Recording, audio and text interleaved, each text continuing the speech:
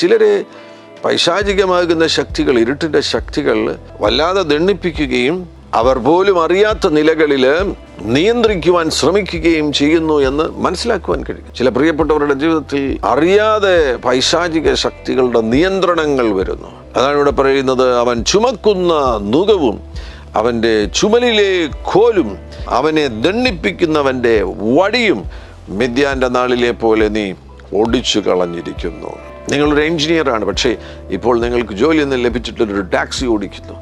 നിങ്ങളെ സംബന്ധിച്ചിടത്തോളം ടാക്സി ഓടിക്കുന്നത് ഒരു കുറഞ്ഞ ജോലിയാണെന്നല്ല ഞാൻ പറയുന്നത്. എൻജിനീയറിംഗ് ആയി കഴിഞ്ഞ ഒരു വ്യക്തിയെ സംബന്ധിച്ചിടത്തോളം അതിന് അനുകൂലമായിട്ട് അതിനോട് ചേർന്ന് വരുന്ന ഏതെങ്കിലും ഒരു ജോലിയിൽ ലഭിക്കേണ്ടതാണ്.